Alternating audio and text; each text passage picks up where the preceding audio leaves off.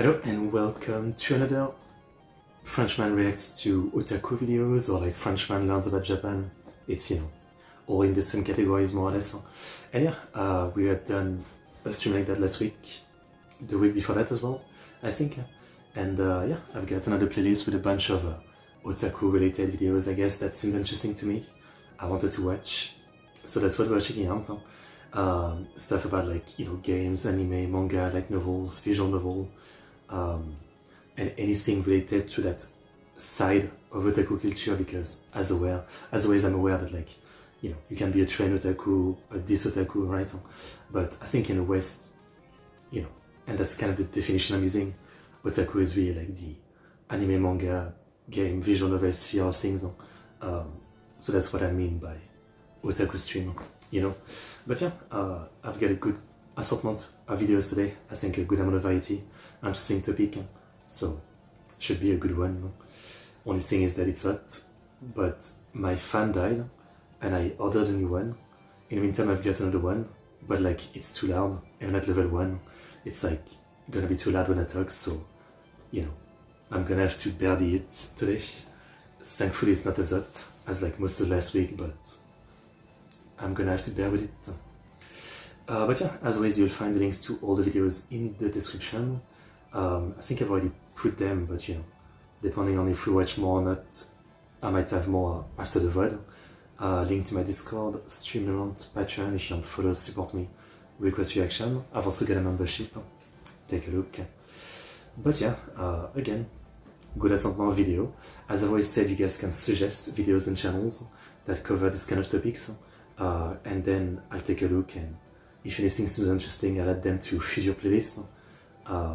So really don't hesitate. So far, like, I haven't got a single suggestion for like any channels. Everything I've kind of found myself, but it would be easier if people like share some channels that they think would be worth watching. Anyway, let's get into things. So the first video is by the great channel Japanalysis. We've watched so many of their videos over the last 2 years maybe. Wait, give me a second, I can't click on my, here we go, I couldn't click on my OBS. So yeah, this is the great Japanese Piracy Crashout of 2026. Something that I've seen like little bit of like bits and pieces around. I guess it's about like a near gacha game, but I don't have the full story, so I wanted the full story. So here I am. Let's watch it. English to Japanese, as always. Nier Automata is a 2017 action RPG developed by Platinum Games and published by Square Enix. Played like 5 hours of it, never finished it. I had a game-breaking bug, never went back to it. In which you play as an android protecting the last remnants of humanity in a post-apocalyptic world. Gamers and critics alike praised its fluid gameplay, nuanced storytelling, haunting environments, and thoughtful character design. Nier Automata was a massive success and went on to sell over 10 million copies across PlayStation, Windows, Xbox, and Nintendo Switch. Replicant, at least, the remaster of the first Nier, I guess. Naturally, Square Enix saw this beloved franchise, this triumph of artistic vision, this once-in-a-generation masterpiece, and asked themselves the only question that mattered. How do we turn this into a phone game?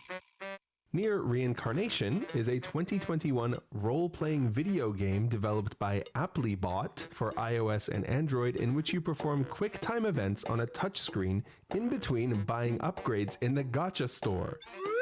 Bro, my hands are shaking too. This game looks awesome. Nier Reincarnation was a critical and commercial flop, and 1 month after wrapping up its story on April 29th, 2024. I mean, there might be story, right? Like, a lot of this tie-in, they have like original stories in some kind of visual novel kind of way, right? And sometimes they're actually interesting. Square Enix pulled the plug on the servers, rendering the game completely unplayable and royally screwing over every poor bastard who'd sunk money into it. I mean, that's all the gacha. So why am I... Always reminder that when I first got into gacha, it was an Ikito-sen gacha that had a global version for some reason. I got into it, I spent like 200 or 300 on it, and within a month of playing it, it shut down. Talking about this failed gacha game that hasn't been playable in over 2 years? Because for some ungodly reason, one absolute mad lad single-handedly brought the thing back from the dead. Ladies and gentlemen, I present to you Lunar Tier. User Walter Sparrow spent hundreds of hours painstakingly reverse engineering the game's entire infrastructure, implementing every single storyline, every character, every item, every skin, all for free. This is, without a doubt, the single most inspiring thing to ever crawl out of the corporate garbage fire that was Nier Reincarnation. And frankly, like, it's always baffling to me, even for like flopping gacha and mobile game, that again, like, you know, there's the stop killing game movement right now, and I don't know if it's really gonna extend to the gacha sphere, right? But the whole concept of like those gacha games, you know, whatever you think about them, right? Some of them are pretty good in terms of like gameplay, story. They have like some genuine goodness to them outside of like the gacha aspect. And yet, once they die, they are just taken offline, and there's literally zero way for anyone to play them. I think that's like, you know, something that again, hopefully the stop killing game movement will solve in some way. Though obviously it's a European thing, so I wonder if Dev might just not release like a global version anymore for like the fear of that or something. But I've always found it like so shitty that they never bothered doing like an offline version. I mean, there's like 1 out of 100 gacha where the dev care enough to do an offline version. It's very sad.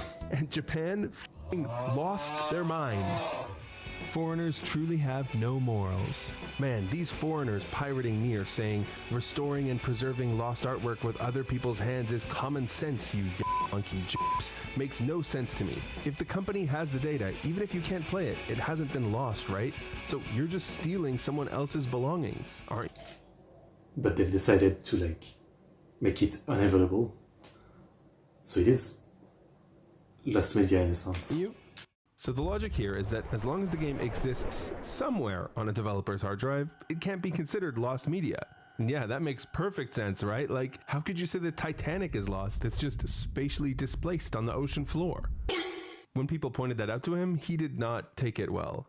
I don't believe that the desire to play a game or the preservation of artwork or poverty are good reasons to trample on someone else's rights, and I have no intention of changing this stance. So it didn't matter that the game was completely dead, nor that Square Enix had made millions of dollars on a product nobody... I mean, obviously, like, piracy is always something that's, you know, there's a lot of debate about it. Personally, I've been pirating things for like 15 years, right? You know, literally anything you can think of, I've definitely like done it simply because, you know, zero money most of the time. It was real. IS Japan. So, you know, for me, it's like, I don't think I have any kind of more high ground or anything. It's just that, you know, like, I have no money, so I just pirate things. That's been like that for a long time. I've never really thought about it deeper than that. It's not, you know, a thing where like, if I had money, I would probably buy things that I like. But, you know, it's one of those things where like, you know, I've bought like a ton of anime DVDs, manga, right? But it's still only like, not even 1% of what I've read or watched, because, you know, I don't have the money for that, and I don't really feel bad about it, because again, I wouldn't have spent the money anyway, since I don't have it. That's how I think about it. Obviously, I'm not saying it's right or anything, but it doesn't bother me, because, again, I would have never spent it anyway. The month immediately after this happened, the same thing happened with the Yokai Watch community. Okay. Got by and took some pics of Mount Fuji. That's cool. So again, like, I think here the problem is like the way that guy worded it, right? That Japanese guy, it's like there's a debate to be had about, you know, whether we shouldn't let like a random person bring back a game. We should force the company to like give an offline version, right? I think that's maybe the debate here. Yeah. could play anymore. They wanted the guy who single-handedly revived the dead game for free to be sued and forced to pay massive compensation. There's only one problem here, one teeny tiny little problem. Compensation for what? The game you're not selling? People started posting this meme saying, "Stop pirating our products, then sell them to me." And this angered a lot of Japanese people, saying things like, "So you think that makes it okay? What the hell is wrong with your morals? Preserving games is more important than being a slave to a company. That doesn't justify ignoring the rules." Sounds... It's definitely one of those things where, like, yeah, very different country, very different mindset. I'm really not surprised about this. I mean, I've always actually been surprised that Japanese viewers have been mostly positive about my reaction, because obviously, like, you know, you could call it some kind of piracy and, you know, copyright thief. You know, I've got comment like that sometimes, but not as much as you would think. Yeah. Involved in a Yokai Watch version of this debate, Japanese player would genuinely rather nobody play a game than it being pirated. I mean, yeah.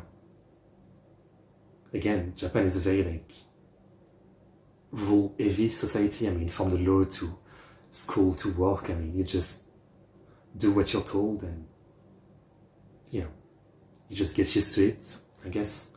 So it doesn't surprise me. The game are preserved in a sense that the media is archived. Yeah. I mean, there's some genuine debate to have here, you know, but it's definitely not black and white of, like, you know, like all piracy is bad and all piracy is good, you know. Reasonable. I wonder what this gentleman thinks about slavery. Well, if it were legal, I would tolerate it, though I wouldn't necessarily support it. What the fuck? So how did Japanese... Well, end of debate. People end up like this? It's clear that there's an enormous cultural gap here, because I think most English speakers who are watching this video probably think the solo developer is a hero. I mean, I know he only open sourced a gacha game that I didn't even hear about until a month ago, but hero is the word that comes to mind because of figures like Edward Snowden or Aaron Swartz, people who broke the law, but only to make information more free and accessible for everyone. And you know, we already had this whole debate last year with the Stop Killing Games movement. Not just last year, I mean, literally right now, there was some, like, discussion in the parliament or something, and some very funny clips. And the general consensus was that, yeah, it is fucked up for a company to take a game offline and make it forever unplayable the second it starts to hurt their bottom line. This also isn't the first time Japan has completely overreacted to copyright capers. The most absurd case happened in 2023 when... Again, I think it's crazy that people are not, like, being nuanced about this. I think it's much more fair to, like, blast people who just download like a normal paid game, right? Like, I mean, I just, you know, personally, last week I was playing Forza Horizon 6, cracked. You know, that's what I've always done with games for like 15 years, so, you know, if you don't think that's good, that's fine. I personally don't really mind, because again, I was not gonna buy it. I don't have any money, right? You know, so for me, it's like just become normal, right? So like, this is a kind of case where you could tell me, yeah, like, you know, you're wrong for that. Like, if you can't buy it, just don't play it. You could definitely argue that, right? And you'd probably be right, you know. Not that it bother me, because, you know, I think human beings are like all about contradiction, right? But for a case like this, where it's a gacha game that people spent money on, and then that basically disappeared because the dev just like shut it down without any offline version, I think it's very different from like pirating a normal game, right? I mean, yeah, it's really like a different debate between this and like pirating a normal game, between the cracks and the dozens of open tabs. I mean, like, open tabs don't really do much, and like downloading cracked game is really not that crazy. It's pretty straightforward, to be honest. I mean, as long as you don't download from a weird site, like if you know the source, it's pretty straightforward. A YouTuber uploaded gameplay footage of Steins Gate, Oh, My yeah, that's Darling's right. Embrace, and was sentenced to 2 years in prison for it. 2 years of... Insane. And I saw that the news, like there's a Steins Gate reboot or something, and they totally forbid anyone to stream it. actual prison time for spoiling a game whose name took me 3 takes to say without laughing. You know, this pissed me off so much that I wanted to spoil it here out of spite, but I couldn't because the game has multiple endings. 2 years of hard time for telling people that, yes, you can get with all 6 of the girls. This apparently happens all the time. Like, Japan actually arrests and prosecutes people who upload movie recaps on YouTube and fines them for millions of dollars. I mean, it is also why, again, like in the West, we do reaction video in a very simple way where like we can show mostly what we're watching.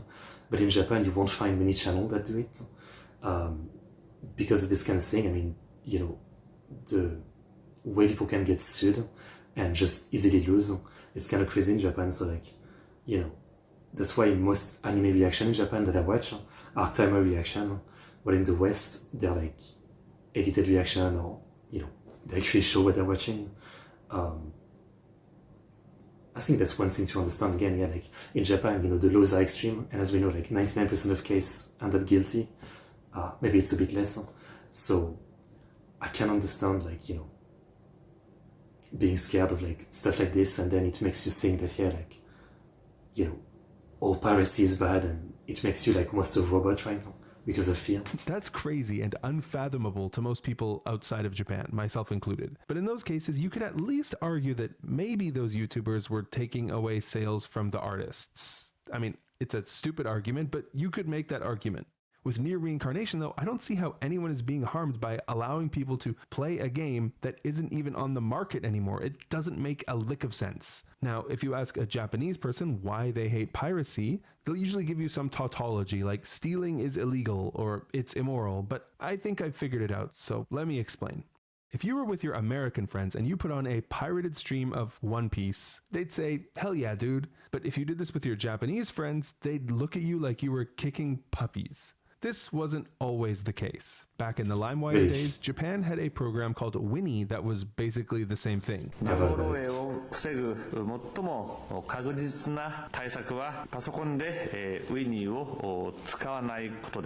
like LimeWire, the Winnie creator was arrested in 2003 and hit with a massive copyright infringement suit, which he lost.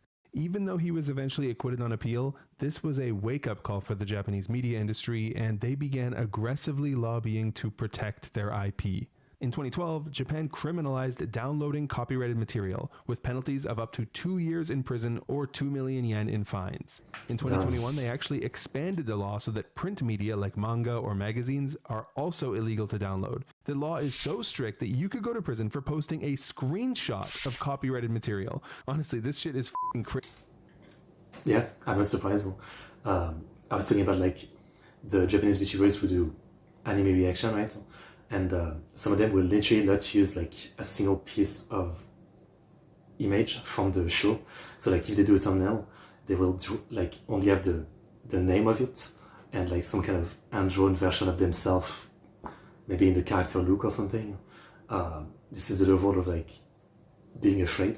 It's kind of crazy again, like different culture, right? I mean, you know, I don't think France is one of the biggest like pirate country or something, but it's still like much more normal, right? You don't bat an eye that much. You know, about it, it's really like, it doesn't feel like a big deal, right? But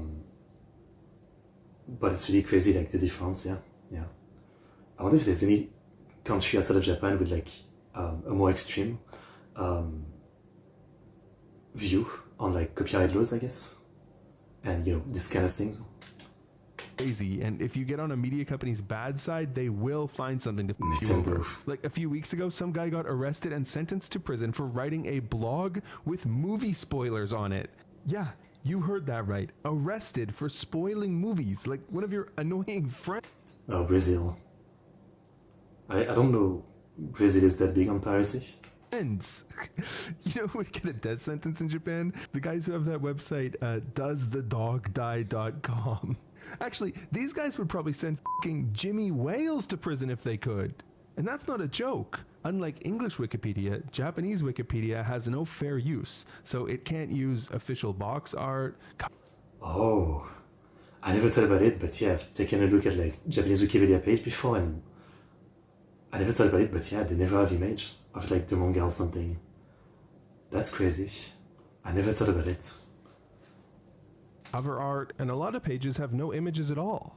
Or they have to resort to strange workarounds like they're trying to avoid showing a picture of the Prophet Muhammad. Like, the English Wikipedia page for Squirtle has, a picture of Squirtle. But the Japanese Wikipedia page is a guy in a shitty Squirtle costume. And when it comes to gaming, basically any mod or customization has a chance to send you straight to prison. My favorite example of this was back in 2024 when a guy got arrested for modifying his Pokemon save data. Yeah, but he went to prison for telling his friends he found Pika Blue. Wait, in a solo game, you can go to prison for modding your solo game? What? In addition to these draconian and frankly just insane laws, Japanese companies also invest a lot into what can only be described as anti-piracy propaganda. Like, before every single movie they play this ad. I think I've seen this before, yeah. I've seen like Gintama do a parody of this. Yeah. 法律により10年以下の懲役もしくは1000万円以下の罰金またはその両方が課せられます不審な行為を見かけたら劇場スタッフまでお知らせください But again, obviously like on this channel I'm always checking out stuff about Japan, right? But as always, I don't really shy away to tell you when I don't agree with something.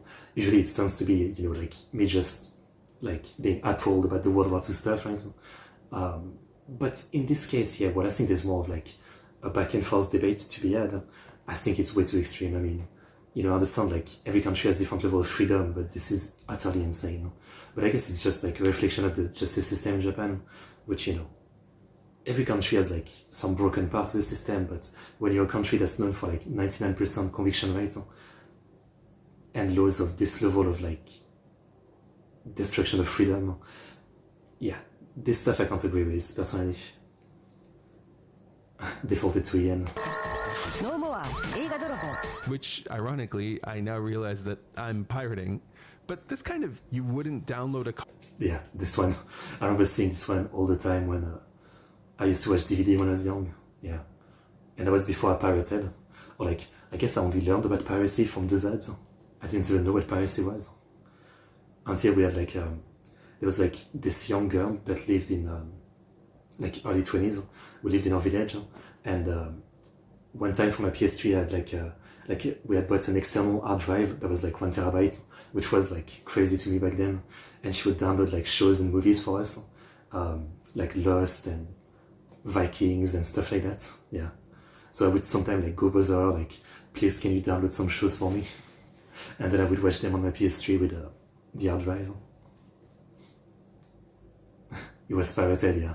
I think the music too, I read. Our didn't work in the rest of the world, so there has to be something more about why Japanese people detest piracy so much. And the main reason is that Japan views creators and artists differently than we do. Historically, cultural exports have always been a major pillar of the Japanese economy, and artists are a highly respected class in Japanese society. Japanese law doesn't even have a fair use clause, so these creators essentially have absolute control over their intellectual property. Japanese people generally view large collaborative media projects as the fruit of a single person's creative vision. And I bet you already kinda knew this. Like, when you think of Metal Gear Solid, you think of Hideo Kojima, Mario... Okay, but it's kind of the same in the West, no? Like, it's the author thing. Like, you always hear about Christopher Nolan, you don't hear about anybody else helping make the movie, right? I mean, Spielberg, George Lucas, I mean, it's like that in games, in movies. There's always like one name that stands out, and you don't really acknowledge the hundreds of people that worked around it. Zelda, Miyamoto, Dark Souls, and Elden Ring, Miyazaki. Fairly or unfairly, we recognize these physical toy games. Oh, damn. Figures as the sole creative force behind these masterpieces. So when people pirate, it's seen as a direct personal attack against a single individual, not a nameless company. You're spitting in the face of an artist who put their sweat and tears into their work. When it comes to lower budget media like manga, fans are even more protective of creators since most manga artists really are hardworking and poor, even by artist standards. And this becomes even more obvious when you realize that in Japan there is one type of media where intellectual property enforcement is actually surprisingly lax, and that's doujin. Doujin are basically unofficial fan fiction manga. That's always the thing that's weird, yeah. I mean, I guess from everything we just learned from this video, it's like, how doujin even a thing? You know what I mean? Mangas that borrow from 7.5, 12.5, 13, 14.3. Also, there's a lot of physical for the fighting games. any IP, and they're extremely popular in Japan, to the point where tens of thousands of people go to conventions like Comiket, Comic Market, where doujin are bought and sold. And generally, the original manga creators don't care about doujin, and they just turn a blind eye to them, even when they get a little spicy. Reminds me of that Zune quote of like, I do not mind this type of art, but some people will or something. And they got a lot of spicy, like Yugi and Kaiba, Bucky and Cap, two pizza-loving turtles that are also brothers, you name it. And many professional manga authors got their start drawing doujin of other people's characters before going pro. Sure. Doujin culture is tolerated because doujin artists are viewed as fellow creators, not thieves trying to take food out of the artists' mouths. So this creator-centric view of giant media corporations has prevented the adversarial relationship between consumers and game publishers that we see in the West. Like, I don't think most gamers would lift a finger to help the CEO of Ubisoft or Activision, even if they were dying in a ditch. And that relationship works, which is why Japanese people oppose piracy so vehemently. But is that zealotry starting to hurt both Japanese companies and their fans? Just look at Square Enix, the company that published Nier. There was one time Zune was listening to Itami fan cover the month 19 came out, and after the singer started moaning, you can just see this, I made this look on his face. That's funny. When they went to remaster Final Fantasy Tactics, they realized they had lost the source code over time. So what did they do? They scraped fan sites for data ripped straight from ROMs. That's right, the exact kind of pirates their lawyers would sue were the only reason this remaster exists at all, and the director publicly thanked them for it. So the devs clearly don't give a shit. They're not losing sleep over a Nier fan server. More broad. Well, yeah, I think, I'm sure there's a lot of creators against piracy, but, I think a lot of creators would also be like, especially like in a big project like a game or an anime, a lot of them would just be happy people are watching it. And often the loudest voice is just fan who are attacking other fan about the piracy. But again, obviously, like, some like keyframe drawer on like some anime is not gonna go publicly say that he's okay with people publicly pirating his stuff, but he might be happy that more people get to watch it. I feel like obviously he might be happier if he gets more money by people paying for it, but I think it's more like usually just fans who fight about this kind of stuff. Broadly speaking, the extreme stance Japan holds towards piracy is really a detriment to the gaming industry, and most developers secretly know it. Fan content like streaming and mods not only make the player experience better, they're just free marketing. Companies that don't hold such an adversarial view towards their fans often benefit tremendously from word-of-mouth advertising. So ironically, Japan's respect for artists actually creates an oppressive social stigma and atmosphere of fear that reduces fan engagement, inhibits viral marketing, and ultimately harms the creators Japan seeks to empower. So many times, like some of the VTubers, they stream a game and they're not allowed to stream the ending or something, which is like ultra anticlimactic, and it just makes you think like, maybe next time I won't watch their playthrough because I won't be able to see their reaction to the ending. Yeah.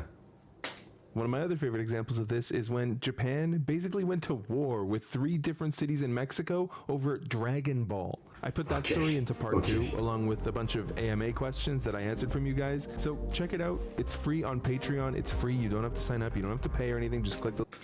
Okay, I mean, good video.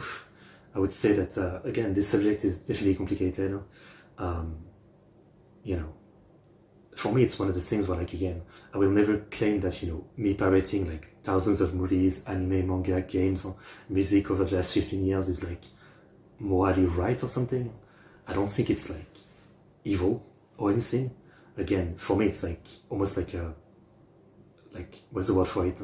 It's like a zero, right? Like, nothing changed because I didn't have the money to buy it, so I wasn't going to. And when I have money for like anything, I end up buying the stuff I really liked from all the stuff that I've watched. Again, like most of the anime manga that I bought over the years, I had first read in like a pirated way, and I knew that I loved them and wanted to support them, so I bought them. I'm not saying like it's right or something, but again, I think, I might be like a representation of like one of the extreme, which is how to justify morality, right? But then on the other side, I think people were like so against piracy that they, you know, to me confuse piracy on a restoring like a dead game project. To me, that's not piracy. I don't know.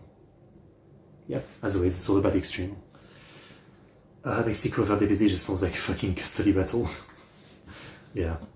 So yeah, I guess this was a quick video. I'm sure there's like much deeper videos about the subject. I feel like I would need to learn a lot more. And again, you know, personally I just disagree really with all this, yeah. On almost every Fallout game I've played except 3. I think that tells you what I think of 3. Really? I thought 3 was fine. I mean, it's been a long time, but I liked it. Interesting video, to say the very least. So yeah, definitely maybe a topic I should come back to. Next we have a video that looks pretty funny to me. The bizarre CGs of 2000 visual novels by Unstable Socket. First time trying out this channel. Hopefully a good one. The most bare of all the 5. Never played 1 and 2, so I do not know. Over the years, anime has flourished in creating many unique styles. You have works like Mob Psycho 100, Dorohedoro, JoJo Bizarre Adventure, Afro Samurai, Ping Pong, Odd Taxi, I could go on. The aesthetic of anime is pretty conventional for the designs people like. It shapes not only the look but the emotional value and meaning behind each story. You have character designs, backgrounds, clever visual storytelling to help achieve a blend of skill and creativity that can inspire the audience. I saw a video questioning whether Kami-chama Karin is the ugliest magical girl. Already knew the infamous frame was going to be mentioned before clicking on.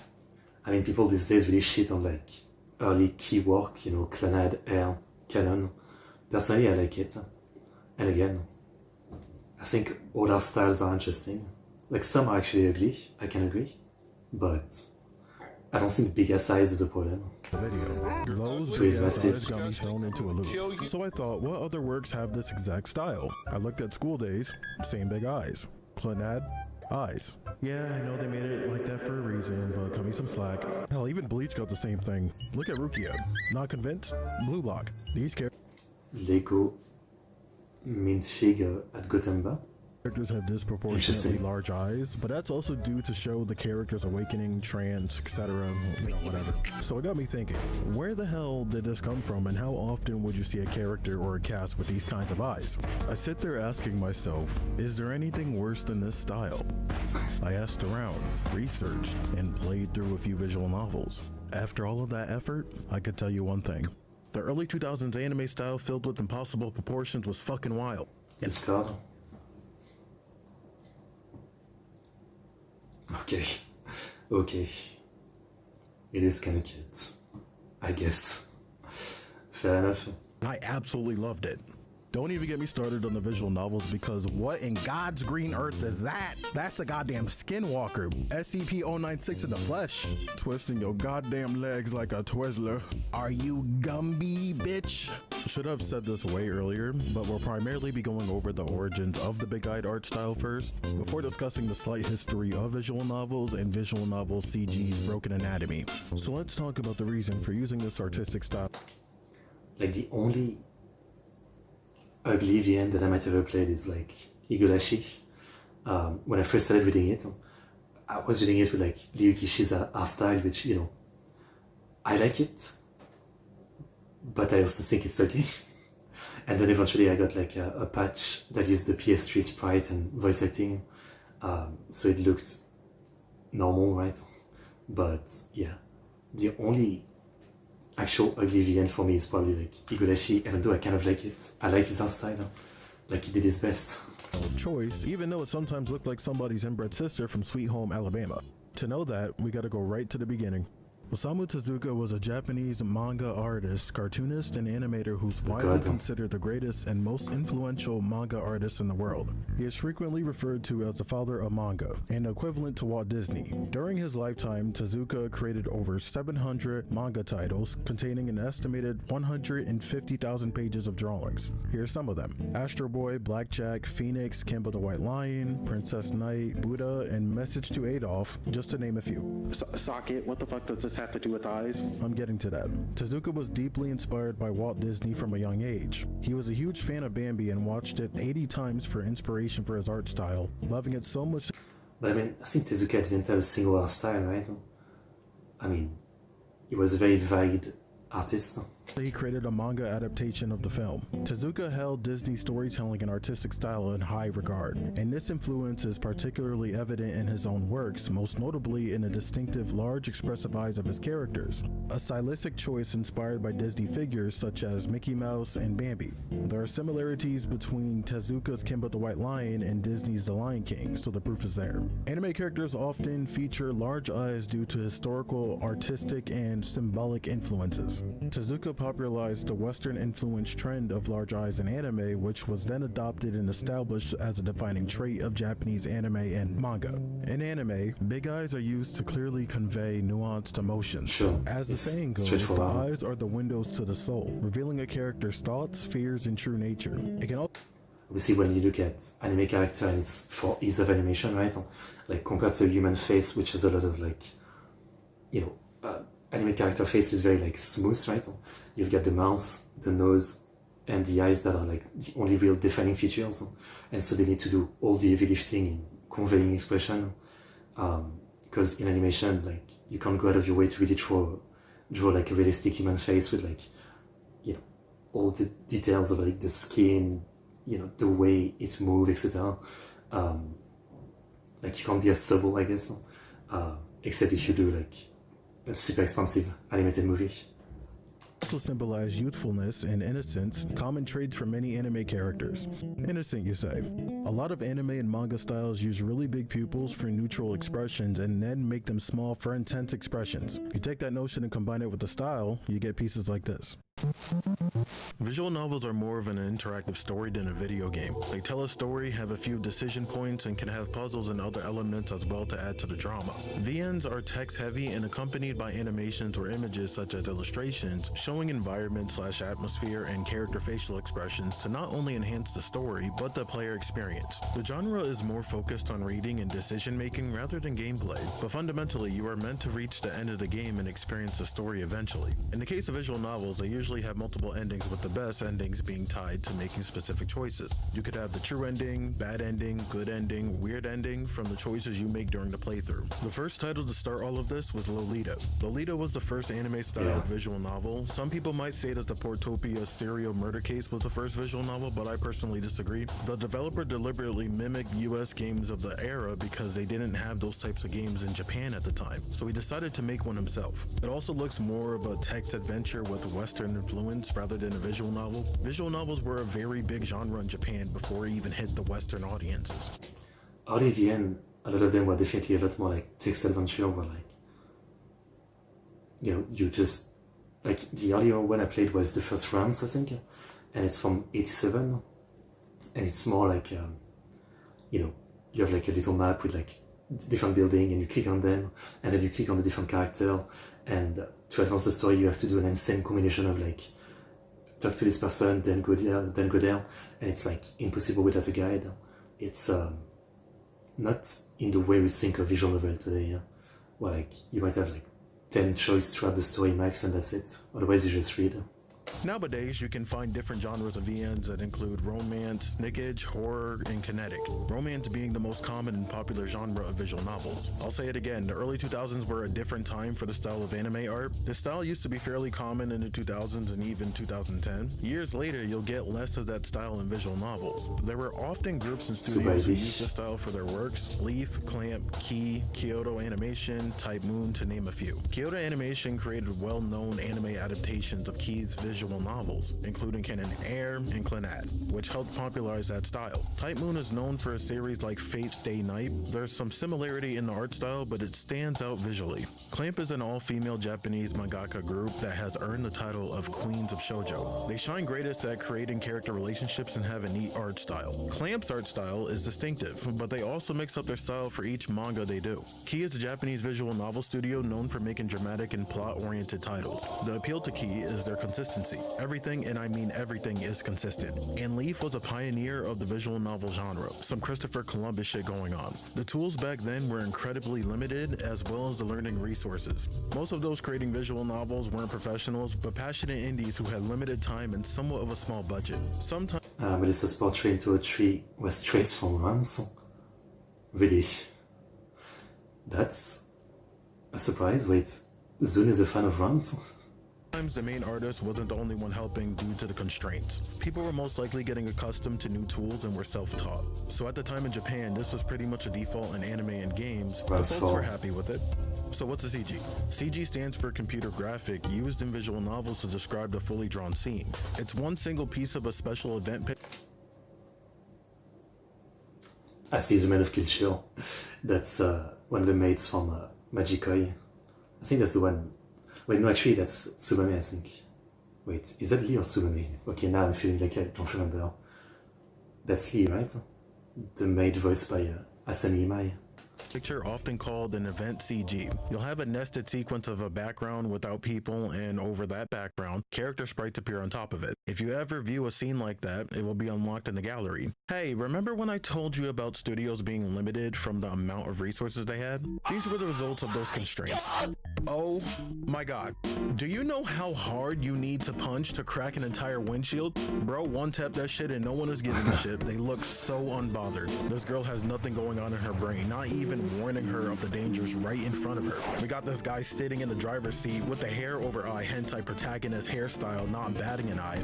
Hey man, can you stop punching my windshield? You're freaking out my sister, who seems to be an astral projecting sickly bug creature. I swear to god, this is about to be a triple homicide. A lot of these CGs come from different games, so I'm going to go through some of them, then make a collage at the end because it's better to see all of them that way. So let me continue. Clannad is a Japanese visual novel that was released in 2004. It also has an anime series that went on for 2 seasons and an animated film.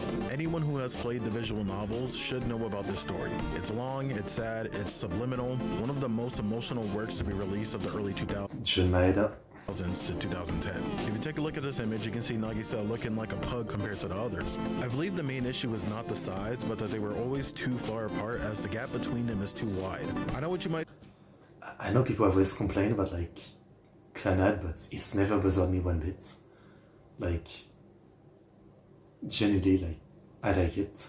I don't need it to be like realistic, or I understand that some people like look at this and they think it's maybe like off-putting, but it's never bothered me. Say, oh my god, god forbid an artist attempt to draw anything they want despite being experienced at turning triangles into fucking squares. Listen. It ain't even like that. The issue is that it's a visual novel. 95% of the art is what you're gonna get. Key's quality was always questionable. Like again, you know, this is canon, right? And like the late 90s art style, because Tsukihime was the same, you know, they had like bigger size and like the kind of like very long chin, I guess, and it looks awkward, but to me it's more like charming. It's often like the art style of you know, the start of an artist. I mean, I don't know, it's not perfect, sure, but it's charming in its mistake, and I don't think it looks bad. To some because it's a bit unique and not everybody likes it. However, their quality has improved a lot over the years. Giga is a... But I don't fully agree, because I personally feel like a lot of the studio have gotten more generic in terms of art style. You know, the art of classic rounds, the art of classic key work compared to like the recent one. I don't know. They've gotten more like anatomically like accurate and all that, but they don't feel as special to me. Japanese adult game and visual novel brand used by the TGL subsidiary Entergram. The Giga brand is used on both regular visual novels and games that feature mecha with action-oriented gameplay elements. They are known for creating the variable Geo fighting game series for PC 9800. Here we have Yakitate Kosan, Autumn Leaf Note 3 Shimai. The main character lives with his aunt and 3 cousins after losing his mother and sister. Aunt runs a cafe, so the protagonist has to help around the place. As one cousin starts to have feelings for the protagonist, the other 2 become really jealous and joins the race. Some of these are interesting because you can see pieces like this where it seems everything looks fine, but then bam, it's right there. Okay.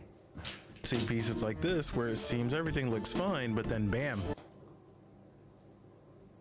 Like, it looks kind of off, yeah, small heads, I guess. But again, I don't hate it. Maybe I have no standards, I guess I'm starting to realize that's maybe the problem.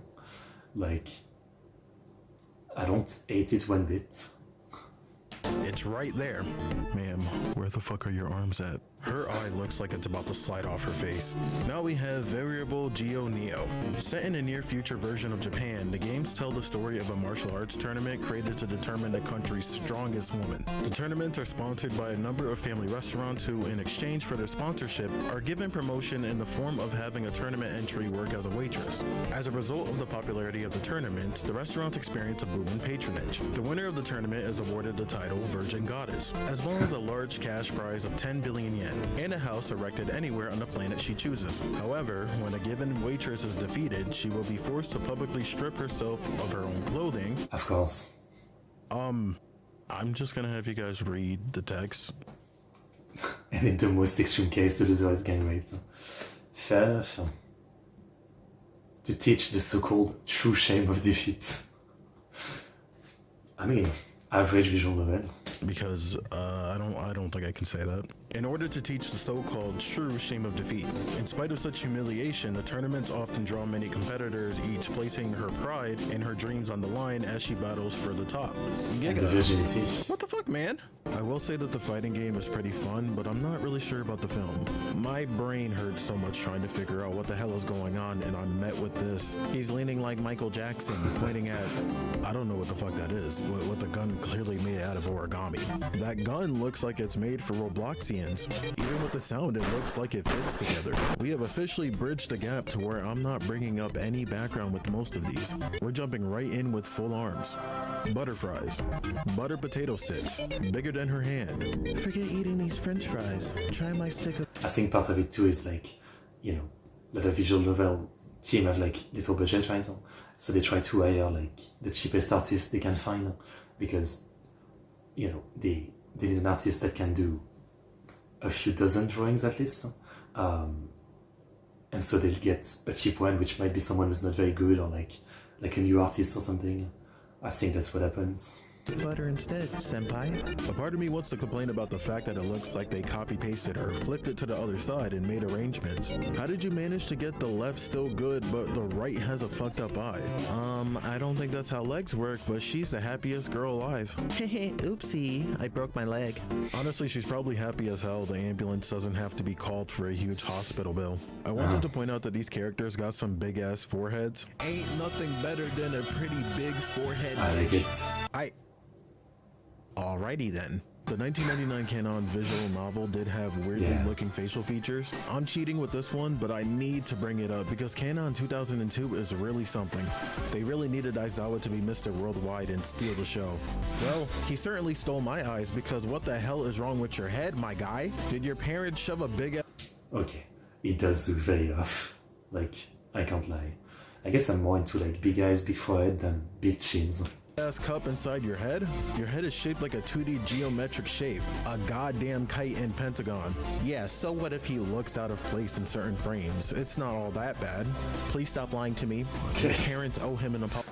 It's like that parody anime Gekkoen-san. Apology for birthing him into this world like this. At least the 2006 version is better. Hear me out. This is utterly impossible. Denying Physics 101 because you can see her sitting up straight despite her arms reaching down enough for her hands to barely cast a shadow over her shoes. Hockey stick ass arms. Is your dad KD? Okay, this one is not bad, but I love the pose here. She's releasing her domain expansion like the bad bitch she is. Another honorable mention for poses because she got that thing from Joseph. Yeah, You know, okay. I think it's best if I don't say anything about the limp noodle, no bone leg down there. This is all too much for me, so I am now going to show a small segment of oddly looking CGs. Enjoy. Some of these are in CGs.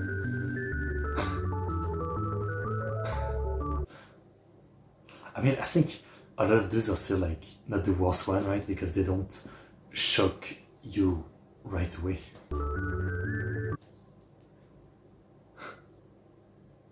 Kissing scene, but no kissing. I mean, I think that's like not that weird.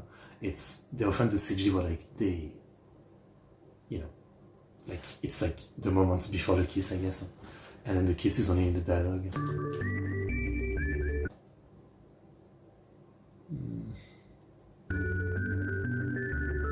Okay, I mean, okay, like this is the extreme version. Like I really can't defend this one. What the fuck?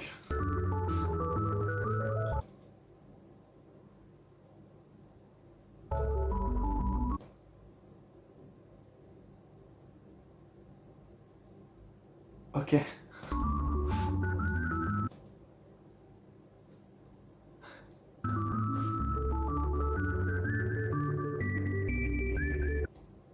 Oh my god.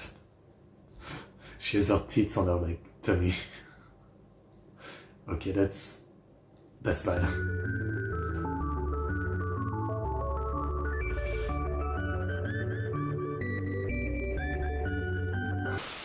With that being said, there are clear mistakes being made by artists struggling with Oof. Keep streamlined Twitch because reaction of the nostril CG was cool then. anatomy and perspective. This is still charming with how funny it looks. The mainstream style changed over the years with different artists to the point where you rarely see that big bug-eyed style.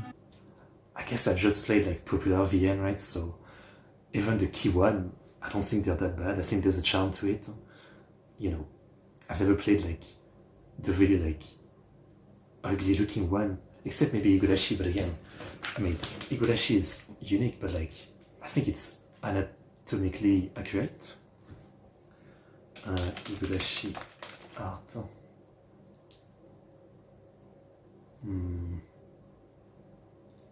No, wait. Igurashi. VN. Like, it's not... Like, it's not that bad, I guess. Like, it's... You know, she has bigger sons, sure. You know, and it's more... It's like a half chibified version, yeah? Yeah. I wouldn't even call it ugly, even though it's probably, like, still not great. Yeah. Yeah. It's not that bad. I would say more, but I believe I may have screwed up a few times That's making kind of this extreme, video. I guess. I'd also like to give a quick shout out to who made a thread of visual novel CGs looking weird as hell. I only came across this when I was putting together certain images that were going to be talked about. I didn't have a Twitter account, so I made a burner. Without this, I probably would have scrapped this video since it's been about 6 months since the last time I worked on it, so the post was a lifesaver. If you like visual novel content, then you should go give a follow on Twitter. That's all I really have left to say. Subscribe so my mother can be proud of me. Okay, that was something. You've learned it from the trailer. Man, I cannot use X anymore. I mean, every time it asks me to verify my identity, and I'm not doing it. I do have a VPN, but I'm too lazy to change it, so I literally just don't go on Twitter anymore. I haven't in like a year and a half. Every time I click on a link, and then I realize, oh yeah, I don't go there. Good video. Good video. I really want to get back into VN. It's been a minute since I've read any. I mean, I think it was Umineko like a year to 2 years ago on the channel. I think that was the last one I read. And obviously, like, it really exhausted me. I mean, it took like a year of streaming it, 150 hours or something. I was like exhausted after that. But now I kind of feel like coming back. Yeah. I just said no and Twitter gave up. Really? Can you even say no? I haven't seen that.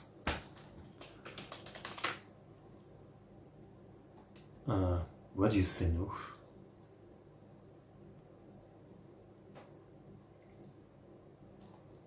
Like it wants you to log in and then verify your identity.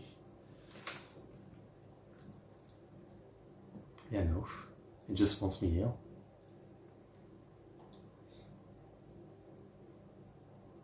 There was an X, okay, interesting. Maybe in your country, like they can't force it or something. I don't know. Okay, well, that was a fun video. I mean, quite something, quite something. Next, we have this video that seemed very interesting, and we were talking about key visual novel and Jun Maeda. So I've recommended it before, but I really want to recommend this video once again because I think it's one of the greatest YouTube videos I've ever seen. It's a video called The Man Beyond Clannad, and it's basically like a retrospective on Jun Maeda, starting from, you know, his early time in the visual novel industry to Canon, Air, Clannad, Little Busters, Angel Beats, Charlotte, even Bonride these days. And, you know, I always knew the guy for like those work and also his music because he's awesome at making music. But this video is really like a different level at making you appreciate the guy and why his stories tend to be so emotional, because he himself is a very messed up person, I guess. But yeah, it's one of the best YouTube documentaries I've ever seen, so I will link it and I recommend watching it. But yeah, I had seen this channel had other videos that seemed interesting, so I wanted to watch one of them. And this one seemed interesting. Memories from AI Space, which looks like it's some kind of dead MMO. Let's watch it. Kawaii. Games are not reality. A statement hardly surprising, I'm sure we all understand. The days of old are not the days of today, but let's consider what a day may be. Are you truly nostalgic for these old games, or are you nostalgic towards the surrounding past? The life I'm living now is a far better time than the 2000s were, so I can be certain in my answer. There's only one game that fills me with a longing for a time and place. AI Space was an MMO, a fictional world that I spent about a year of my life in. It was a false Akihabara that I, a person who has never set foot in Akiba proper, grew up in. It's where I got my name. It was fiction, it was a game, but it was real. Culture is a bubble. I grew up in a place where, well, walk an hour in any direction and you'd find people who spoke differently, who felt to me like they'd come from a different world. My world was a rainy seaside town, and zooming in a bit, a single cobbled street. It was a busy place, full of tourists, as I've said before, but the passing footsteps were like raindrops to the sea. An ocean will still be there tomorrow. Very poetic. Think back to the Age of Goldeneye by the Hortus, not the Campbell, of Martin Kind. I lived on a market street, old England style. A cafe on the corner, a place to buy your morning newspaper. The old sweet shop, a store for fruit and one for meat, one for fish, one for grain. The smell of incense was always strong. All of them were run by families, ordinary people whom you knew. It came with a slight hippie vibe, I would say, as the owners were either around for the 60s or were the children of that generation. Step into a restaurant and you'd see paintings old a few hundred years, plaques dedicated to a sailor decades dead, to a fisherman of 100 years ago, to a poet over 1,000 years old. You would hear stories, fables of a man lost at sea or a haunted lighthouse capping a rickety wooden pier. The lady whose hair caught on fire burning her away, of a mound where Fae rest in peace, where one false step could curse your luck. The black dog Barghest who roamed the streets, heralding death with the sound of chains, history and loss. A step away, the beach, where sailors, fishers, rowers, swimmers, and all the town's life would meet. Old ships, 17th century, would rest to garner praise. A lifeboat would speed back. Okay, just realizing that this is more of a like reading an article kind of video, which I think the Jun Maeda one is kind of similar, but there was more visual aids to it. So I don't know if this is really like the best video for like doing a reaction like this, as it's mostly just narration. I thought this would be maybe edited more like the one from Jun Maeda, but not really. Okay, I think I might pass this one then. I'll probably watch it on my own, but you know, it's like in a style that's there's less to comment on, right? It's more like a narration video, which I do like, but as always, you know, there's certain videos that feel better for like doing reaction and commentary. This might not be it. Pass, even though the subject seems pretty interesting, like a mix of talking about the game and personal experience, which I always find interesting. But yeah, let's just watch the next one, and let me just remove it from the description. Here we go. I still really recommend the Jun Maeda video, seriously. Next video is something that I was interested in. I'm a big fan of GTO. I think it's a really fun classic manga and anime, and I've always heard that there's a good like live action of it. And I guess I saw this video with my recommendation, so I thought I'd watch it. Probably the best anime live action. Let's see if you can tell me on it. By the channel Sebatron. Everyone knows the unbreakable laws of the universe. Number 1, an object in motion always stays in motion. Number 2, every anime live-action remake is terrible. With Not every. one exception. The live-action Great Teacher Onizuka is not available for streaming anywhere in the US, so you could become a cyber criminal and pirate it somewhere, but I don't know how to do that. So I ordered the DVD off eBay from like a guy in Laos or some shit, and it took 2 months to arrive at my $8 million mansion in Fiddletown, California. After receiving the package, which came free with 3 strands of the seller's hair. Jackpot! I also had to buy a DVD player from Best Buy, and after tinkering for an hour to make this ancient device work, 480p, typos and mistranslations in the subtitles. The DVD player sounds like it's about to explode. I respect the dedication. I mean, it would have taken like 5 minutes to just download it. But everything was worth it, everything I've been through, because the live-action GTO is exactly what anime live-action should be. Every other anime live action I've watched is a catastrophe, an abomination, because anime shit doesn't work in real life. The crazy powers, the exaggerated expressions, you buy it when it's animated, but not in the real world. The Netflix Full Metal Alchemist Brotherhood movie was so bad they completely removed it. They had to hide the evidence. They left up the sequel. It's Okay, but Netflix stuff though. I mean, I haven't watched it because I feel like I will not like it, but people are praising the One Piece one right now. I also liked what's the manga adaptation, but the Crow Zero live action. It's like delinquent fighting, so it kind of works. And I'm sure there's a lot of like romance live action that are good because it's just romance. It's not that hard to make it okay. There was also like the Prison School live action, which was something, and actually kind of funny. There's some good one, but I guess you have to dig. It's like a Tubi movie, dude. Their powers look so stupid. This shit was killing me. The overacting is distracting, and the whole time I'm thinking, man, this would be pretty good if they animated it. But somehow this isn't even close to the worst one.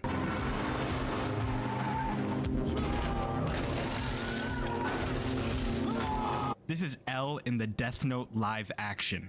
This is not my L. Why is he screaming in a car chase? Relax, bro. L is known for being relaxed. My L was calm and calculating. He was known for worshipping Light's feet to make symbolism of Jesus and Judas from the Bible. This L and this Light both got outsmarted by Misa Amane. What? Someone do... It's the thing that happens constantly, right? There was an interview with some guy recently, like a movie director was gonna do like a game to movie adaptation. I forget what it was, and people like unearthed some interview from the guy from years ago where he said that, you know, what did he say, like games are not on the level of like on like a movie, you know, and he would not like debase himself by ever touching that medium or something. And now like all these years later he's doing like a you know, a game to movie adaptation, but in current interview he's saying stuff like, you know, I haven't actually played the game, I think it's better to give my take about it or something. And we see that all the time, right? Like the director was like, you know, I haven't checked out the original, I want to give it my take, and then it ends up shit. It's like, it's such a stupid thing. It happens all the time. Light surviving a fall from a Ferris wheel because he turned his name from his death note to erase his fate. Okay. Something. We gotta do something about this. Cybertron Army, my disciples, I'm calling upon you. We are gonna do something really bad to the Netflix head office if they don't delete this. The live-action Mob Psycho 100 reminded me of the lab rats from the Disney Channel. Just kids in school with magic powers, they CGI them in with a $10 budget. The whole thing is pretty campy and kiddie. It was actually pretty funny sometimes, especially Reagan, but they lost me when they revealed Dimple. What the hell am I seeing right now? Sounds to me like blackmail. I mean, I'm sure some of those are fine if you haven't seen the source material, right? Like if your first introduction is the live action of something, it might be kind of fun. Damn right it is, because Jet, you are black and you are male. The Cowboy Bebop live action almost brought me to tears. What? You should all be kneeling and thanking me for my bravery for putting myself through even one episode of this. Swaggy and smooth Spike Spiegel is now just a guy who does Marvel quips and gets filmed only in Dutch angles. Faye looks like she just picked up her costume from Spirit Halloween. The only redeeming quality was the music, but that couldn't save this. There's no saving this. They don't even have anime Cowboy Bebop on Netflix anymore. Kind of random, but I was on a like run site recently looking at PS2 games, and there's 2 Cowboy Bebop PS2 games, which are kind of interesting. So when you search it up, they only give you this. It's wrong. Oh Heavenly Father, I don't ask for much, but please do something about this. Destroy it. Destroy Netflix. One Piece live action season 1 was fine, I think. I wasn't like clamoring for more. Please give us season 2 now. We need it.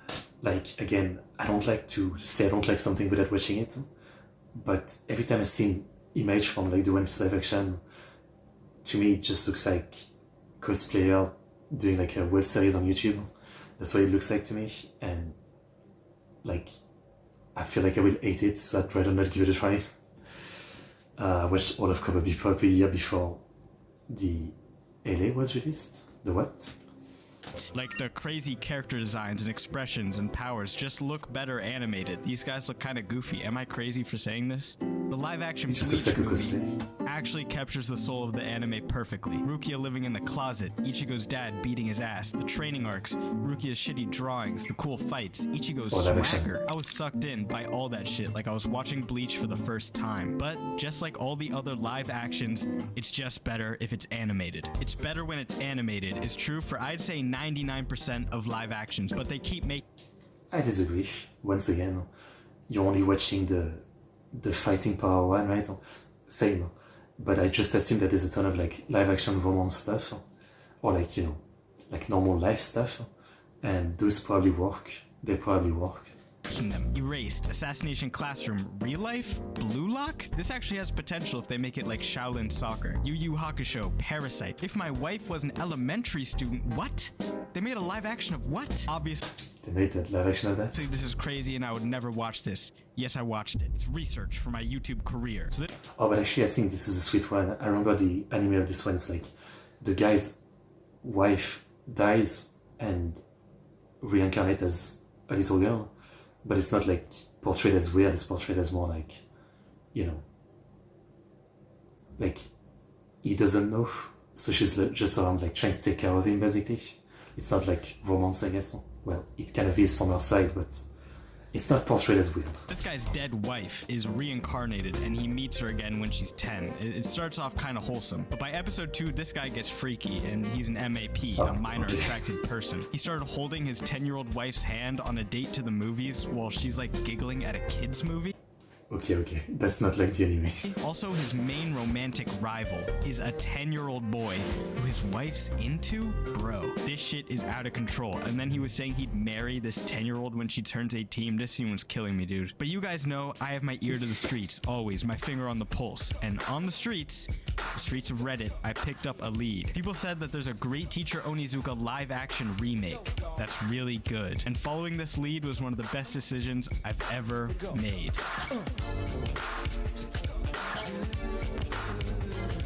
But again, are they played, for example, because in the manga and the anime, like Onizuka is a teacher who's like often, you know, getting into like weird situation with students, right? Which, you know, it's anime, so it's fine, right? But in live action, it would be kind of weird, wouldn't it?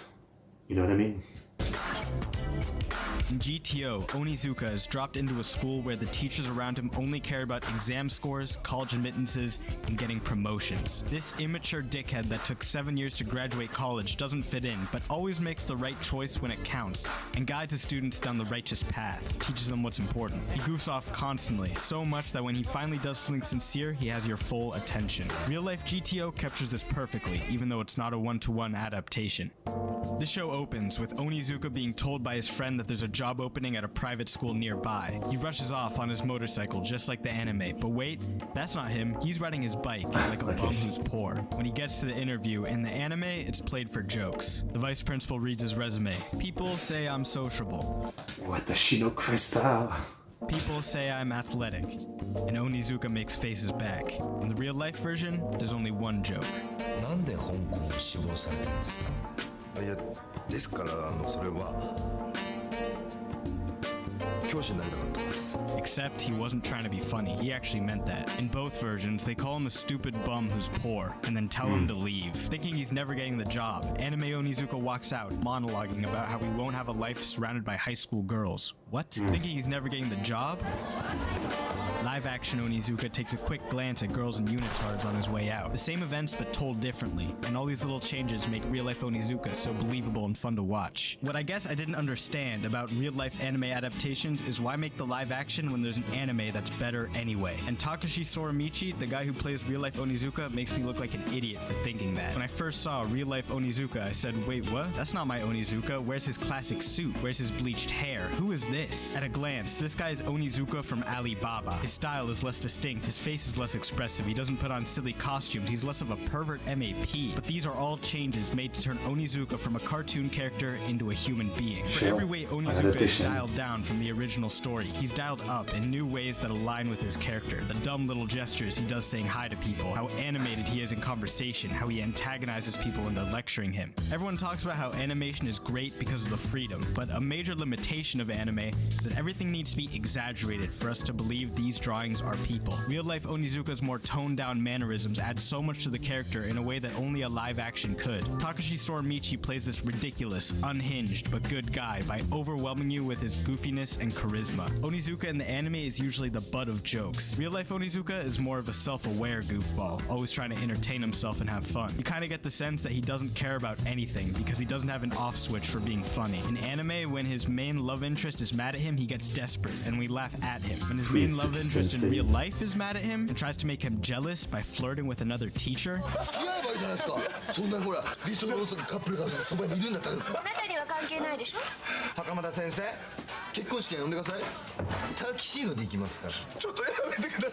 He makes fun of her and rage baits her with dark psychology. Okay. The GTO anime is filled with overly sentimental moments and monologues, but in real life, a guy standing, looking off into the sunset and giving a motivational speech would look like a freak. In the live action, they repackage these scenes to fit real life without losing the core message. The classic moment where Onizuka tells this little dork who's getting bullied that he'll make school fun for him is almost the same. Onizuka stands in the rain, talking about how his biggest regret in life was dropping out of school because now that he's old, he understands school is actually fun and he took it for granted. He says that this kid shouldn't make the same mistake and reassures him that school could be fun if he gave it another shot.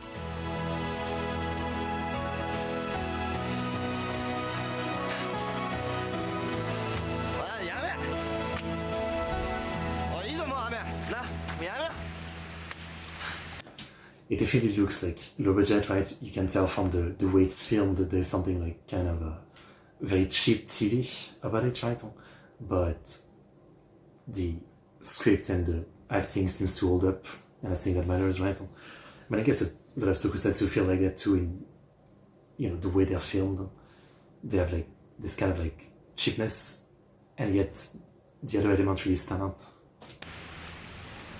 Actually, he's making some students spray him with hoses to look more dramatic. And he had a bet going about whether he could get this kid to come back to school. I fucking love this shit. They took a scene that would be corny in real life, acknowledged that it's overly sentimental, but still delivered the same message. A big chunk of the GTO real life is an enemies to lovers rom-com. This is a daring change. In the GTO anime, Onizuka saves Fuyutsuki from the vice principal who's using the bus braking to make his face press against her butt. From that moment forward, she basically understands Onizuka is a good guy. In the live live action, Fuyutsuki starts off hating Onizuka like everyone else, thinking he's just some bird brain Nimrod who doesn't even understand being a teacher. Over time, they build this great chemistry and become like partners in crime. Arcs where Onizuka is out alone saving his students in the original story. In real life, Fuyutsuki schemes with him and helps him out. She's a lot more devious, but has the same kind heart. It's actually like so nice. The moments where they're just hanging out do so much for these characters, and over time, they build like this great chemistry. Did I already say that? They even got married in real life. Like not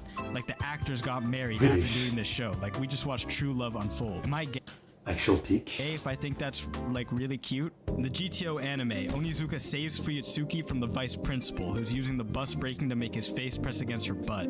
I had to run that sentence back. And then they go on like nothing happened. Like this doesn't really affect her. She's cool with the vice principal. This is, if you think about it, fucking crazy. In the anime, Fuyutsuki is a docile... I don't remember, is it just because she, like he said, you know, like she's kind of stupid, right? She's good-spirited but kind of stupid, so I think the principal just said like, you know, it was an accident or something, and she just was like, okay. smiley, agreeable woman. The ideal woman. Ideal for us guys. In GTO real life, Fuyutsuki is a victim of even more casual and I mean, there's much more interesting character, female character in GTO than Fuyutsuki.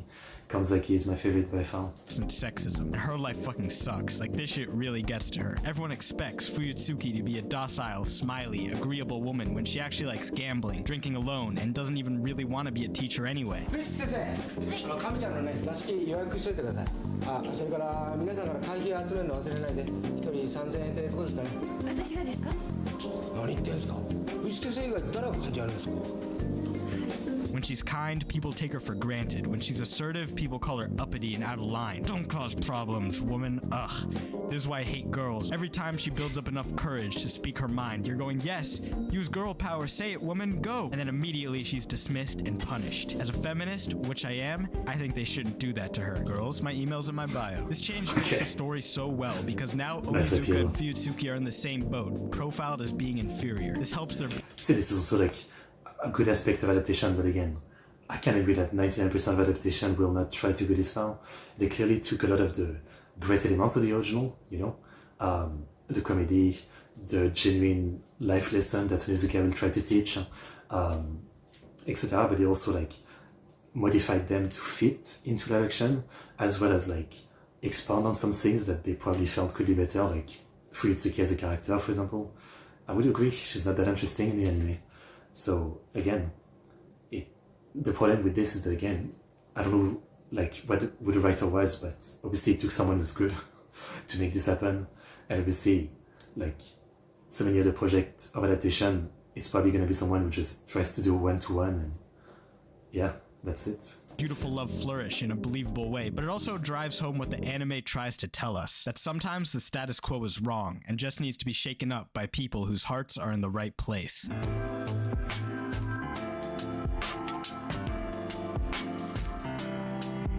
The vice principal is the strongest pillar of the status quo. In the anime, he's a pathetic loser whose family hates him and his life sucks, but he thinks a promotion and a nice car will turn everything around. It's nice, lighthearted satire of materialism and whatever, you get it. But in this show, he's not even funny. Like, this guy is straight up evil, like he serves the devil. In one scene, his daughter's getting uppity, kind of, and ignoring him, so he fantasizes about slapping her and his wife both into submission. Like, this guy has to go. Him, all the other teachers except Fuyutsuki are stupid ingrates, and you just want them to finally shut up and see the light, accept the beauty of Onizuka's ways. And when they eventually do... Onizuka-sensei! Come on. Here we go. Yeah. You're fired. 初めてですよ。京都先生に背負われんの。 I realized this was probably the best anime live action. Okay, I definitely added it to my list of must-watch. As I said before, like, I've barely touched my toes into manga or anime to live action, but I'm sure there must be like more good one, right? Like 99% is an overstatement. It has to be. It's just that like a lot of it we won't hear about in the West, I assume. Okay, well, I definitely want to watch it. Is it like a full story or was it cancelled down there? Is the GTO live action finished? Oh, there was a 2024 revival as well. A sequel revival, okay. Yeah. By the way, the manga isn't finished. I mean, there was GTO, then there was Paradise Lost, and I think it's not even over yet. Oh wait, they're actually doing like a GTO Paradise Lost live action, it seems. Okay. Okay. But yeah, I definitely need to watch that one. Yeah. I think again, it's easier to do good live action for like stuff like this where it's, you know, there's no powers, there's no fighting for the most part. Yeah. Anyway, really good video. Okay. Next video we have is some KYDB, the channel but with all the great videos about, you know, Tuchan and mascots and all that. This one is the anime girl boy memed into becoming a town mascot. Shimotsuma is a modest-sized town in Ibaraki. With its own cultural spots and touristic attractions, it's filled with nature and agricultural produce. But there is one thing that really makes this place stand out for me. It's this thing. This is the town mascot Shimon-chan. And how did things end up being this way? So as you can see, Shimon-chan is a personification of a butterfly. That butterfly is the Great Purple Emperor, the national butterfly as decided by the Entomological Society of Japan in 1957. Shimotsuma is one of the places this butterfly resides, and they do conservation activities of the species. They have a building based on it. In the front, it looks just another butterfly, but a top view shows its unique design. This is a really cool building, I quite like it. All of this goes very well with the image the town has, as it is promoted as a flower town. Throughout the year, you can see several species of flowers in full bloom. But at first, the idea of Shimon-chan was not to be a town mascot, but to be a sort of website guide, as a means to lighten up the image of the website. As a matter of fact, this Shimon-chan you're seeing was not the first one. This is the first one, just called Shimon. Much more Western style, I guess. It was Disney-like, and then it was replaced by this. I don't really like this one, but it's not unlike a Bikurimani sticker design. It was called New Shimon, and it was in 2006 that the character was replaced by the current Shimon-chan. And it was in 2006 that this character started gaining a lot of popularity. Online, of course, with a certain type of audience. This can work out. That's no good, right? It looks just like an Edo Dojin character. This is good! Did they decide to make anime? Anime decided. Anime decided! The skirt is too short! This is really my type. Wait, this... Sorry, I was affected by the moe. Before, Western game. After, eroge. Western. This is like the woke debate today of like, you know, shitty YouTubers who like put an anime like Stellar Blade on the left and what's that one? Horizon Forbidden West main character on the right, and they're like, you know, like Asian beauty versus Western beauty or something. Game. After. Eroge. Now go painting over my wife, you bastards! Shimotsuma Town. Are you okay with this? I'm moving to Shimotsuma tomorrow. Things are getting more and more corroded by the otaku. So yeah, the otaku. No surprises there. It got popular with the otaku online. By word of mouth, this lovely website Butterfly Mascot started making its rounds online due to how moe looks like. Several artists started making fan art, and some people even ended up making doujinshi. Now, it's a cute character, but is being a cute character enough to elicit such a response? It might be actually, it happened before. But in Shimon-chan's case, there was another important detail. You saw the title of the video, so why... So people are like wondering, does she have one or not? Do people think Shimon-chan might be a boy? Well, this is a specimen of the Great Purple Emperor butterfly, a male Great Purple Emperor butterfly. and this is how a female would look like. They don't have the purple design in their wings, while Shimon-chan does. That is the big reason, although there are some other arguments, such as Shimon usually being a male name, the fact that there is no visible chest at all, and the fact that well, flat girl I was saying, as always. What usually is a representation of a female character having long eyelashes, it was not drawn at all in Shimon-chan. Due to all that, a very popular and honestly the most popular portrayal of the character online is that Shimon-chan is a cross-dressing Shota character. If you go to Pixiv, the tags Shota, Otokonoko. Why? Which is a chant born from Futaba channel. When threads will be created opening the doors to the theme park, PP Land, it will get people replying with why? As in yay! And the tag there's no way such a cute kid can be a girl are well used on Shimon-chan fan art.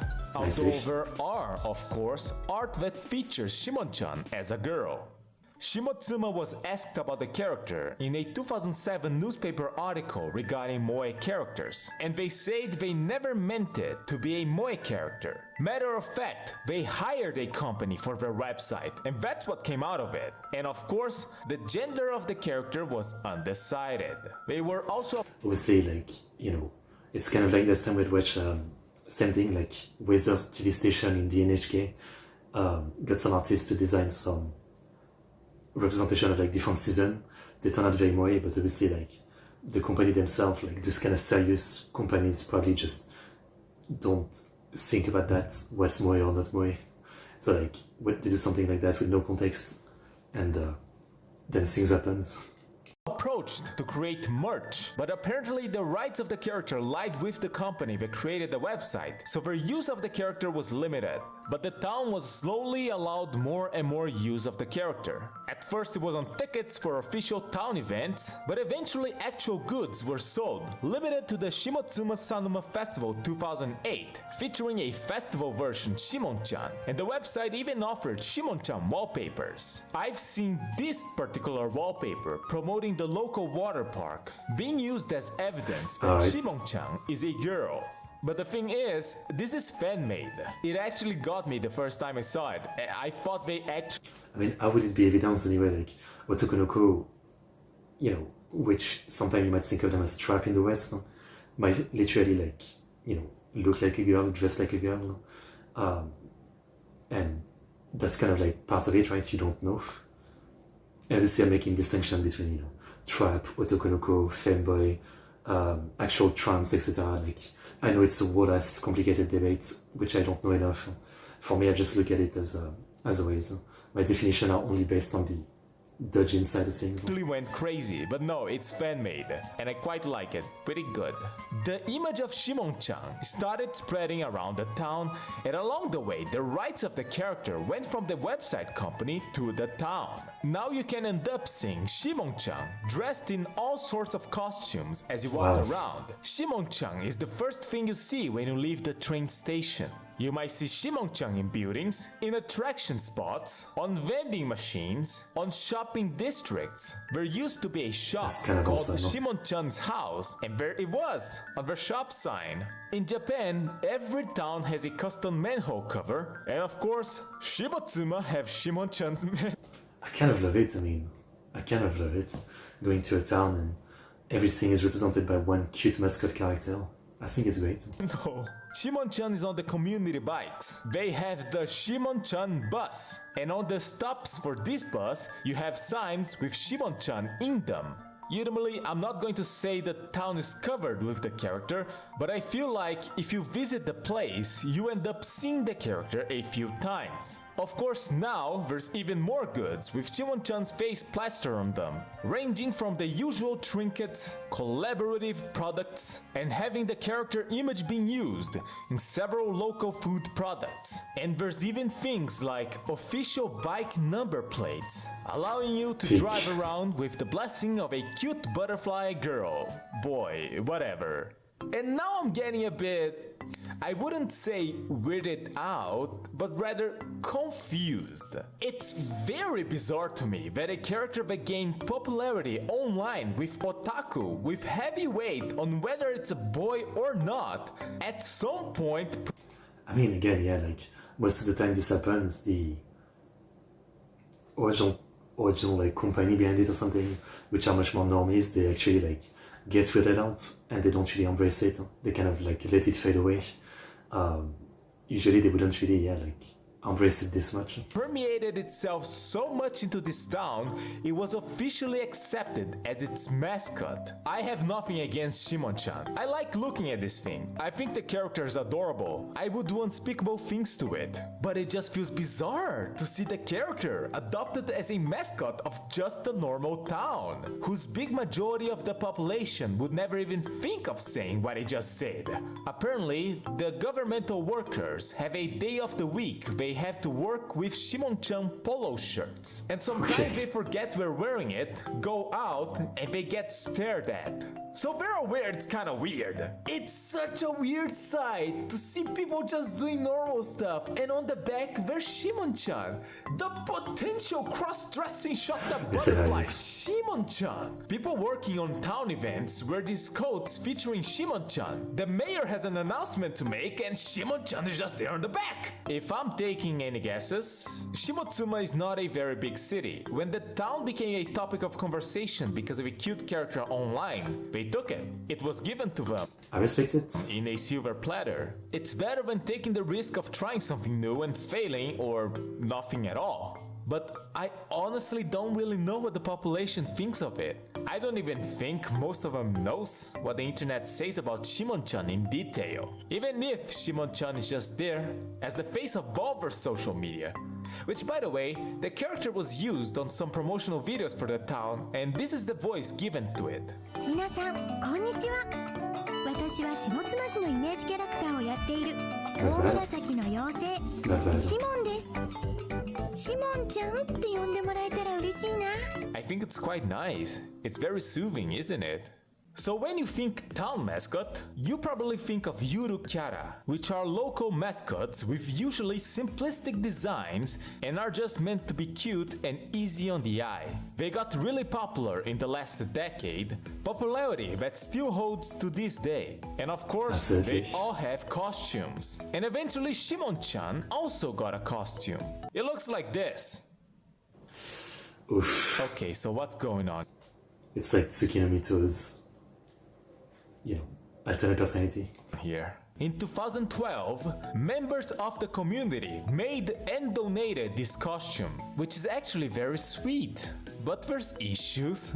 The big thing is that we have to consider Shimon-chan was born prior to the Yurukyara boom and wasn't even meant to be a mascot, it just happened. So having the character be an anime girl might make the transition of Moe character into a more generally appealing Yurukyara difficult. I think it's possible, but this isn't quite it. I mean, the obvious thing would have just be to get a cosplay girl. That's it. It didn't seem that complicated. The proportions are the biggest problem. It's human-like with a Yurukyara helmet. You put this costume alongside real people, it feels out of place. You put this costume alongside other mascots, it feels out of place. I'm sure the sentiment is appreciated, but what I find really interesting is that eventually this Shimon-chan started appearing with a sash that says Yurukyara Shimon-chan. Not official. Okay. So that's interesting. It does feel like we're just having a good time. They did appear on TV once and just messed around the whole time. I wish I had the footage. But even though this was branded as unofficial, it did see several uses across the years. Eventually, another Shimon-chan costume appeared and it looks like this. Okay, what can I say? From my understanding, this is not official as well. This is someone who decided to do this on a whim, but I find notable because this Shimon-chan has a blog and went to official events and interacted a lot with the community, as well as showcasing lots of locations within the town and sometimes even outside the town. There's pictures of this Shimon-chan with the mayor and the previous mayor, so they're aware of it. I don't know if this is better, but I don't know if I can say this is worse as well. If you put it alongside real people, it feels out of place. You put this costume alongside other mascots, it feels out of place. So it might be equal, but there is one thing that I feel like I can say, I can't get over the mask! From the pictures I've seen, people seem to be having fun with it. It doesn't seem it was badly received. Something that interests me is that there are a lot of blog posts on running events. Running events that this Shimon-chan participated on as a runner. Imagine someone running inside of it. How miserable it would be. Now look at someone running inside of it. How miserable it is. They are hardworking, I give them that. Running, wearing that, and making sure they're waving at the public the whole time.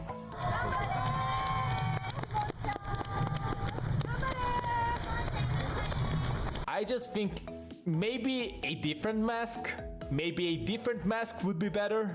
I am fairly sure I've seen this exact mask before. They do seem to be active to this day, and it seems we're having fun, so good on them. To this day, once in a while, Shimon-chan becomes a topic of conversation. The last time, it started with a tweet where the Shimon-chan image was used on a package for Ibaraki seedless Kyoho grapes. And people started joking about it, reading Kyoho not as giant mountain, but as huge gun, and treating Shimon-chan as a character with a huge gun, but with no seeds. In 2007, Shimotsuma said in that newspaper article they didn't specify Shimon-chan's gender, and in 2022, in another interview, they once again said the same thing, while stating Shimon-chan is It is interesting, it's like they're playing into the mystery. A great purple emperor fairy. So they're playing into it. They adopted the character, they adopted the joke, and even started making references to it in official promotional videos as well. Nowadays, local moe characters are more common, but Shimon-chan was born before this boom and was one of the very early moe town mascots. That, alongside the fact that it managed to last this long, I think it makes Shimon-chan quite notable. I'm not quite sure what locals really think of the character, but what I do know is that Shimon-chan is still there, with that big gold 2006 smile on her face. So, is there a lesson to be learned here? I guess it could be Otaku online have the power to meme a character to the point local town governments make them into their official mascot. What a lesson! Please post in the comments if you think Shimon-chan is a boy or a girl. As for me, as long as it's cute, I don't really care. See ya! I mean, I think you could say like it's better when you don't know, but I think with this kind of character, it's better to like saying that it's a guy, yeah? You know, that's the appeal, the Otokonoko appeal, the trap. Okay. That was a good one. I mean, again, it's rare in case like this for the local government to actually embrace something like this, right? Especially because there's quite a bit of degeneracy tied to it. So I'm very surprised, but I think it's kind of cool. Yeah, cool story. Okay, I'm gonna leave it at this for today. I was planning to do more, but to be honest, I guess things to do, and yeah, I might as well just do them. But yeah, we'll do more of this. As always, if you guys have any channels that cover any of the topics about like otaku culture, don't hesitate, I'd love to discover them. Check out the original videos, they'll be linked in the description. Like, subscribe, comment. I'll see you guys next time. See ya.